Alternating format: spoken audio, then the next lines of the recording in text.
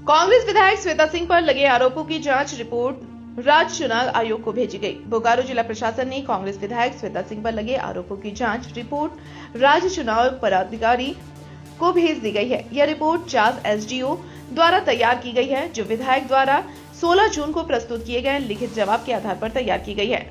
विधायक श्वेता सिंह ने सफाई देते हुए कहा कि पैन कार्ड में पिता की जगह पति का नाम दर्ज होना अधिकारियों की गलती थी। उन्होंने इस त्रुटि को सुधारने के लिए आवेदन पहले ही दे दिया है। वोटर आईडी के मामले में विधायक ने बताया कि उनके पास केवल एक वोटर आईडी कार्ड है, जिससे वे हर बार मतदान करती रही हैं।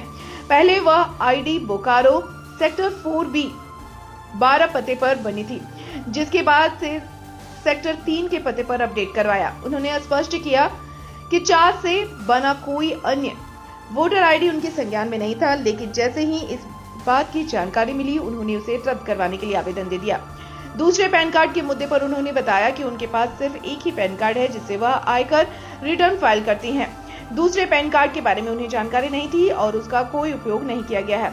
वह अवरुद्धीकरण की प्रक्रिया में है। चुनावी हलफनामे में 2 क्वार्टर के बकाये को न दिखाने पर उन्होंने कहा कि हलफनामे में केवल सरकारी बकाये की जानकारी देना अनिवार्य होता है। चूंकि सेल एक सार्वजनिक उपक्रम है, इसलिए उसकी देनदारी को हलफनामे में दिखाना अनिवार्य नहीं था।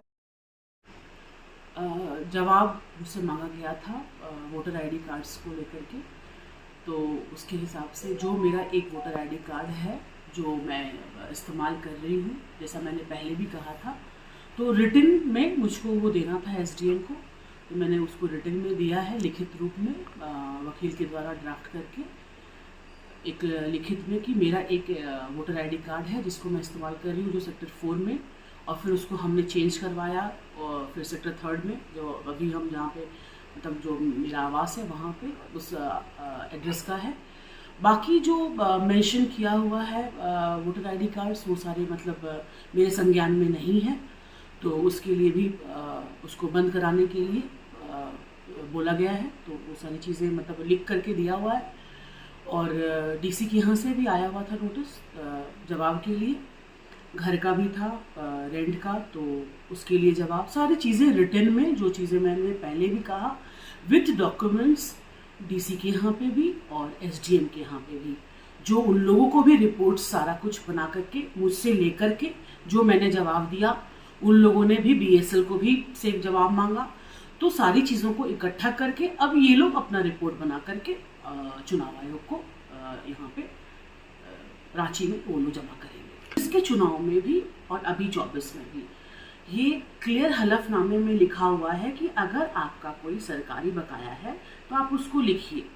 अगर वहाँ पे लिखा होता सरकारी बकाया ऑब्लिक पीएसयू, सरकार इज बीएसएल जो है वो गवर्नमेंट नहीं है, वो पीएसयू है।